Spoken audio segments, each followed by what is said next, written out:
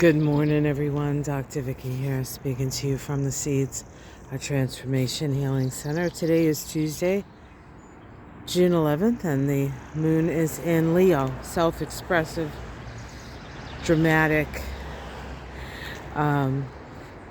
larger than life. Leo. It's an interesting day today because we start the day. This occurred when most of us were sleeping. At least most people I know are sleeping. There's a lovely opportunistic relationship, sextile relationship between Venus and Chiron.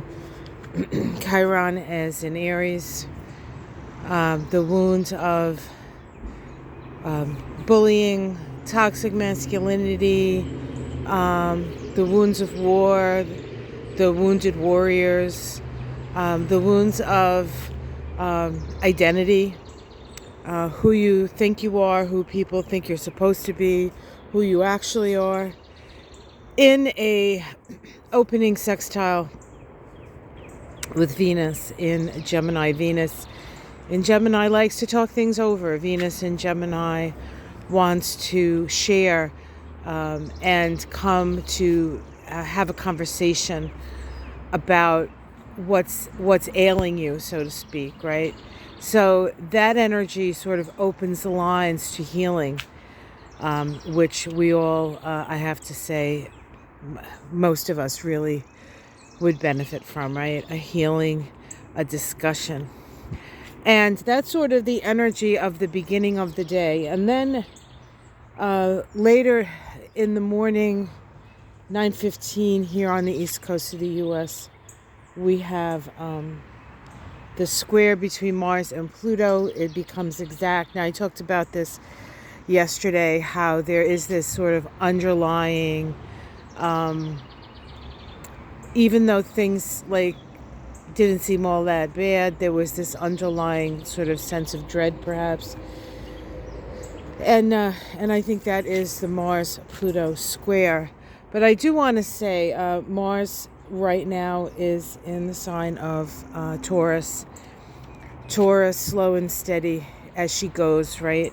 But that Taurus energy does, to a certain extent, put the brakes on the energy of Mars, in that it slows things down. It slows things down. But then as soon as it moves into Taurus, and starts in that fixed sign of Taurus, it meets up with Pluto. And Pluto in Aquarius is really the power of the people. And so there is a struggle between wanting to get something accomplished, Mars, and the people. And I can't help but think about what just happened in Israel, in Gaza. They got four hostages. They rescued 4 hostages, which is wonderful news, right? And in the attack to get these hostages, they killed 250 Palestinians. Of course, most of them civilians. And so while we can have this happiness that people who didn't deserve to be kidnapped and whatever those poor people went through, and at the same time, was it really necessary, for that many people, for that many innocent civilians to be taken out? And it's not we got 4 of ours, and it's not like tit for tat. It's not. It's like, wouldn't it have been easier just to have a ceasefire? Wouldn't it have been easier to come to some sort of peace? Wouldn't it have been easier when at the beginning of this conflict there was an opportunity to get these hostages, right? So we're happy that they're home. We're happy that they're with their family. But it seems to me anyway, and this just could be me, that it was unnecessary to wait this long or have it come to this. There's this energy of having it come to this, right? So that's the struggle, right? That's the struggle, the moving and the building of power as Mars and Pluto interact with each other. The first quarter square is a crisis in action, so we do feel a sense that we need to take an action to build a firmer foundation for the future, to escape the ghosts of the past, and perhaps not do it in the same way. And now that Pluto's in Aquarius, perhaps we understand that, before, when Pluto was in Capricorn, there is this sense of, well, I'm more powerful than you, so I can just do what I want, right? But in Aquarius, that's not really like that. There's more of a collectivity to the energy of Aquarius. And so things are changing, and God bless the hostages. God bless all those people who met their maker. It's just a terrible, terrible situation that's not really getting any better, even though we're getting hostages back, right? Even though Israel is getting hostages back. So this is the kind of conundrum we find ourselves in. We see progress, and then we see this.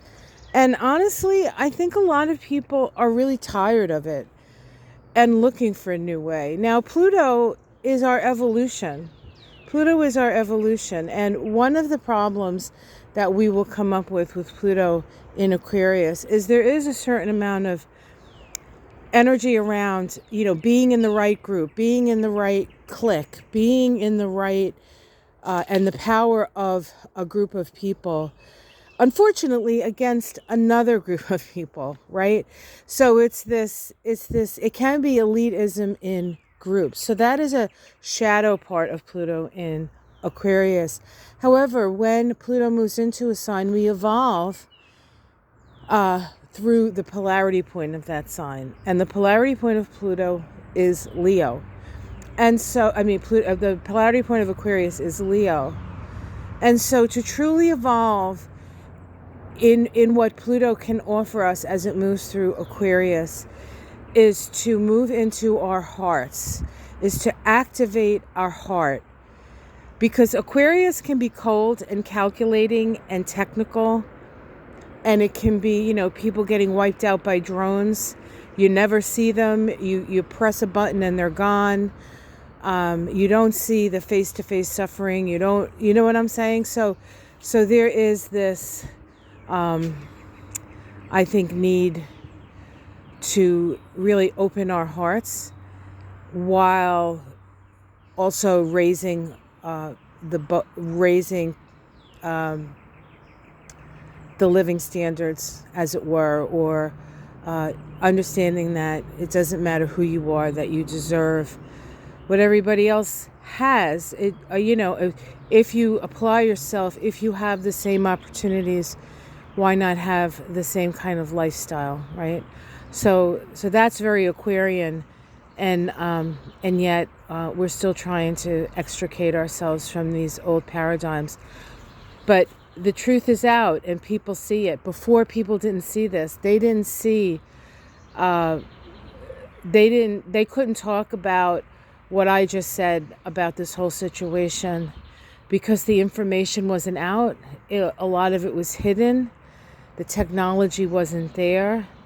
Technology is a double-edged sword, but it does keep us aware, and it's important for us to stay connected to our hearts and not just allow this to seem like something that's just inevitable, outside of our control. You know what I mean? Like, if the group says that's what it is, then that's what it is. That's not what it is. Groups are made up of individuals, and we all connect in the place of love and compassion. And that's the thing that's going to raise the vibration. That's the thing that's going to keep us out of fear. That's the thing that's going to keep us safe. Love keeps us safe. fear just creates more reasons to be fearful. And we're at a cusp. We're at a cusp. And for those of us who are lucky enough to live in places where we don't have to duck and cover and worry that we're going to get raided and the like by either bad people or people who are in authority, who are sort of posing as good people, but who ultimately are not, doing their job perhaps, but not necessarily being the best human beings as they do it, right? So we're all learning. So in a way, this Pluto square Mars can be a stimulating catalyst to do it and to start building things in a different way. Remember that this conjunction, the initial conjunction of these two planets, was at the first degree of Aquarius, which is about building something on lasting values. We have to break out of the constraints of the past, and this aspect helps us to do that. We also have a sesquiquadrate between Mercury and Pluto today, and that brings up issues of distrust, not trusting perhaps what's being said, not trusting the information coming out, and then a need to do the exploring and the searching for information to find the truth. So that's also happening. So there's a lot of moving parts here, guys. A lot of moving parts. So that's enough of astrology and certainly enough of politics. Let's just look around. We can see the roses are still in full bloom. The honeysuckle is starting to now come up, and it's a beautiful morning here. It smells wonderful. And I think I'll end on a couple of my favorite roses, which we already were by, but I just love these ones right here. They're just so happy. This is a reminder of how beautiful things can be, even in the midst of all this suffering.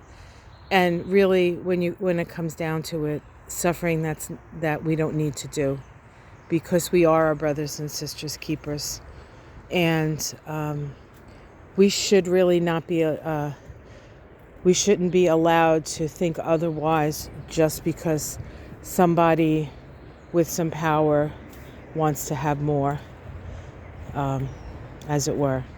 All right, guys, have yourself a wonderful day, and I'll see you again in the morning. Take care. Namaste.